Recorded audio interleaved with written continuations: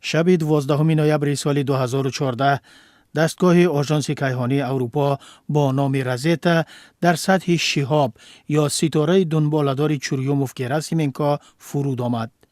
این عملیات را مرکز آژانس کیهانی اروپا از مسافه بیشتر از 500 میلیون کیلومتر از زمین اداره می‌کرد. همان لحظه که رازتا به سطح شهاب فرود آمد، آژانس کیهانی اروپا اعلام کرد که این شهاب را سویتلانا گراسیمنکو، کارمند پژوهشگاه استروفیزیکای فرهنگستان علوم تاجیکستان کشف کرده است. خانم گراسیمنکو از سال 1973 تا حال در شهر دوشنبه در این مرکز علمی کار می‌کند. من با دانشمندان دیگر در مرکز نظارت کیهانی در کیلن همه این روند را مشاهده می کردم. من تا 15 نوامبر 3 روز در این مرکز جریانات را مشاهده کردم.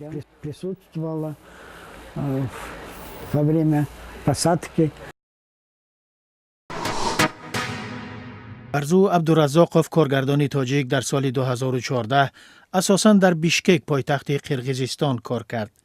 وی در اولی سال در بیشکک نمایشنامه پلاخا یا قیامت را بر اثر چینگیز ایتماتوف و سپس نمایشنامه دون ژوان را بر اثر همنام ژان باتیست مولیر روی صحنه آورد.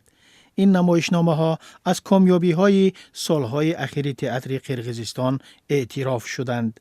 با نظرداشت این کامیابی ها 27 مارس سال 2014 برزو عبدالرزاقوف کارگردان بهترین چند سال اخیر قرقیزستان اعلان شد و جایزه بهترین کارگردان را گرفت.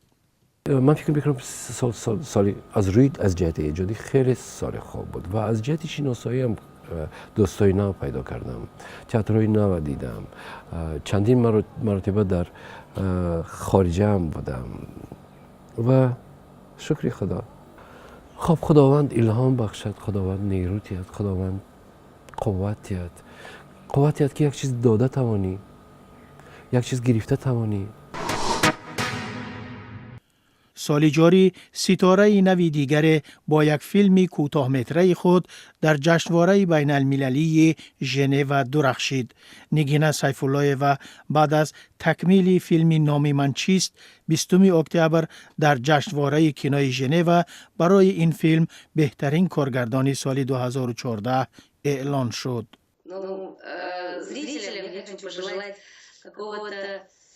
Хорошего настроения. На самом деле оно диктует и наши поступки, и атмосферу вокруг нас. Поэтому побольше улыбаться, ни с кем не ссориться и стараться жить так, чтобы конкретно вы были довольны собой.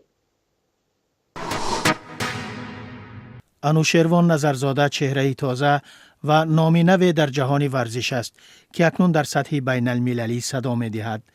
در دوام 3 سال اخیر وی در وزن خودش در هر مسابقه که شرکت داشت صحنه را به کسی نداده است. کامیابی اخیر وی در مسابقات قهرمانی جهان در نوع سامبو در شهر لیماسول کیپر ثبت شد. وی در وزن خودش همه رقیبان را مغلوب کرد و صاحب عنوان قهرمان جهان گردید.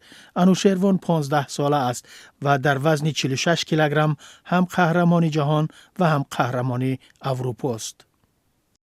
جهان 6 دکبر سال 2014 در اولین مسابقات قهرمانی جهان اوید به سامبو میان نورستان در شهر لیماسول کیپر اشتراک نموده در وزن 46 کیلو مقام اول را به دست آوردم.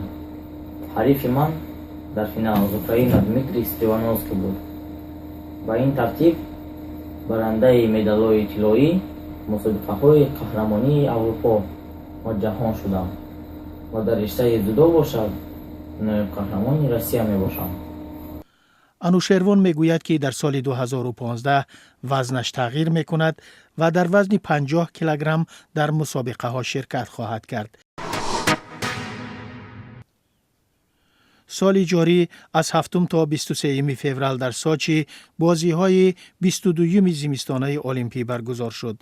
با پیشنهاد فدراسیون بین المللی صلیب سرخ و هلال احمر، کمیته بین المللی المپی دوران محمدیف در دور نهایی استافته مشعل المپی در برابر ورزشکاران نامی جهان و شخصیت‌های شناخته مشعل المپی را برداشت و بر رسانه‌ها اظهار داشت که وی تاجیک است و از تاجیک بودنش افتخار دارد.